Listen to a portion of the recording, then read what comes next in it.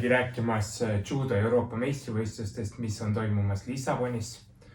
Ja kuna mina olen teinud küll eelnevad intervjuud, aga ka mina olen Eesti judokoondise liige ja Lissabonis võistlemas, siis pean ka ise rasketele küsimustele vastama ja selleks puhuks on appi tulnud mulle Otto, kes küsib täna minu käest küsimusi ja vaatame, mis mina asjast arvan. Tere! Nagu kõik teavad, et koroona on tänapäeval kõigi elu muutnud. Et kuidas on koroona sinu ettevalmistust ja üldse kõike seda judoelu muutnud sul? Laias laastus ma ütleksin, et enamus asju on jäänud samaks. Oleme küllaltki palju saanud välislaagrites käia. Lihtsalt praegu peamine faktor, millega peab arvestama, on see, et kui on välislaagrid, siis alati on üks tühi päev tavaliselt, kus me teeme koroonatesti, peame istuma toas ja ootame vastust. Ehk siis ütleme nii, et see laagritele tuleb praegu 1 või 2 päeva juurde tühja istumist. Ehk siis koduseid treeninguid tuleb ajastada nii, et vahetult enne ära minekut teha veel tugevamad treeningud ja siis minna laagrisse, kus on 1-2 päeva puhkust ja siis saab hakata laagritega pihta. Ütleks seda, et laagrite võib-olla see kvaliteet on natukene madalam, kui oli enne koroonaaega, et ei ole nii palju sparingupartnereid ja nii kõrgel tasemel sparingupartnereid laagris koos, et selgelt on laagrites vähem rahvast, kui varem oli. Ja kui sa võtad kõike seda arvesse, et on natukene vähem rahvast ja kas sa tunned, et kõik see Euroopa meistrivõistluste jaoks valmistumine on olnud edukas või kuidas sa seda hindaksid? Ma arvan isiklikult, et enam-vähem ideaali lähedane on olnud Euroopa meistrivõistlusteks valmistumine, et oleme saanud vajalikke laagreid, samuti oleme saanud erinevaid laagreid ehk siis erinevate sparingupartneritega maadelda. Võib-olla ongi see, et me oleme küllaltki palju võistelnud viimasel ajal, et mingid treeningnädalad on selle tõttu olnud natuke lahjemad, aga samas võistlustunnetus peaks olema, et selline ideaali lähedane ettevalmistus on olnud, ma julgeksin väita. No, super. Ja kui sa võtad Eesti Judoliidu poolt, et kuidas nemad on sind aidanud selle ettevalmistusega, kas sa oled rahul või kuidas sa tunned, kas on sind toetatud piisavalt? Praegu on see, et kuna näiteks koroonatestidega on päris suur hulk on neid tehtud ja enne võistlusi õigeid aegu vaja leida, siis selles osas olen Judoliidu tööga väga rahul, et koroonatestide aja leidmisega pole mingeid probleeme olnud ja ka asjad on väga hästi selgeks tehtud, mis mul on vaja täita enne võistlustele ja laagritesse sõitmist ja mul ei ole selles osas küll ühtegi etteheidet Judoliidule. Muidugi võib-olla üks tugipersonali isik juurde laagritesse, et kehaline pool oleks rohkem valmis, pean siis silmas füsioterapeuti, et see oleks võib-olla see faktor, et me kehaliselt oleksime paremini valmis, kuna on ka olnud pikad laagrid ja võistlusturneed, siis lihtsalt keha hakkab mingi aeg kangeks muutuma ja järgima, et see on see peamine faktor, kus judoliit saaks juurde panna, aga ma ei virise.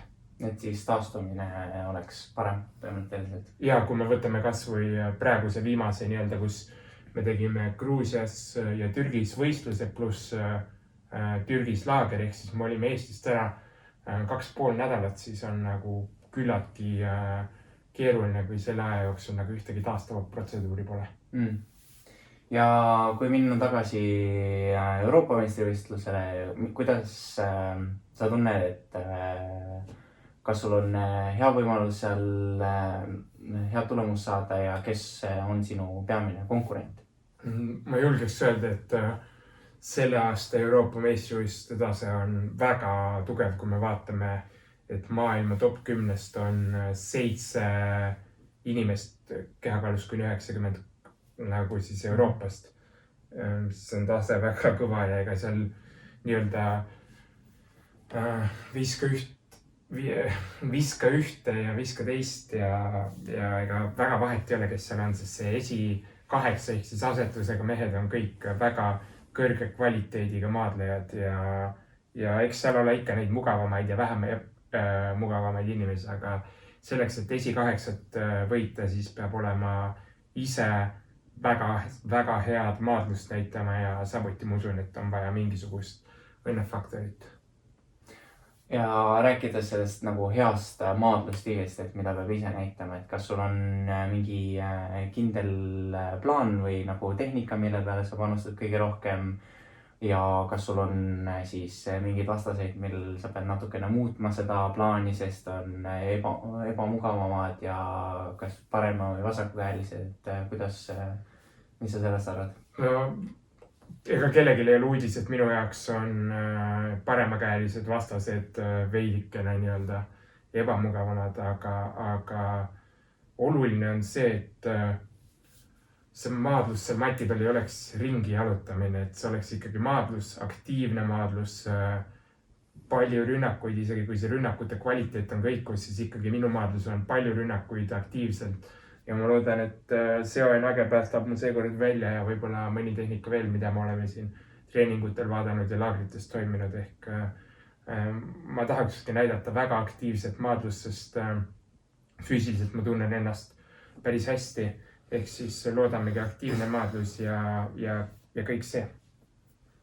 Super. Ja kui sina proovid natukene siis rohkem panustada selle aktiivsuse ja et see ONAGE peale võib-olla, mis on see, mis sa loodad mitte nagu vastase poolt näha, et mis tehnikad võib-olla sulle kõige ohtlikumad on ja mis on see kõige suurem asi, mida sa pead meeles pidama, et vigu ja kaotust ei tuleks?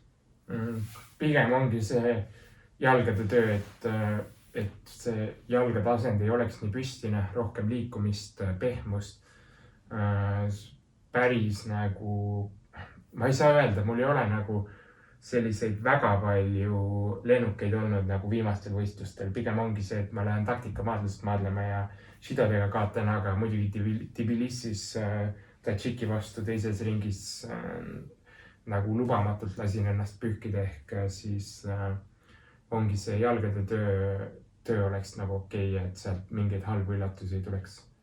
No. Ja rääkides su judojist, sa kannad ippongiiri ja kuidas sa sellega rahul oled ja et olümpiavalmistus on ka nagu kõik ippongiiris, et kuidas sa rahul oled ja mis sul nagu siis selle poolest öelda on? Ippongiir iseenesest seljas istub väga hästi, seal mul nagu ühtegi etteheidet ei ole. See sõltub ka sportlasest, et minule istub väga hästi see selga, et mul ei ole nagu 180 kimono on minu jaoks ideaalne. Pestes võib-olla natukene tõmbab kokku, aga kõik judo kimonod tõmbavad kokku, ehk siis hetkel mul ühtegi etteheidet ippongiiril ei ole. Nii et oled väga rahul judojiga? Jah, see on meie nii-öelda töö otstarve ja ma ei saa midagi öelda, et kimono taha midagi jääks. Ja kui nüüd siis Euroopa meistrivõistlustel tuleb väga hea tulemus ja saad medalle või tulebki see kuld või mis iganes medal, siis et kes on see, kelle peale sa esimesena mõtled ja kellele sa helistaksid? Ma arvan, et lõppude lõpuks on ikkagi pere ehk siis ema, isa, sellepärast et nemad nii-öelda usuvad, panustavad, toetavad mind kõige rohkem, siis kui on ka ütleme raskemad ajad ei lähe nii hästi, siis kindlasti on ka nemad esimesed inimesed, kellega jagada positiivseid kogemusi, ehk siis nemad on need, kellele ma kõige enne helistaks. Super!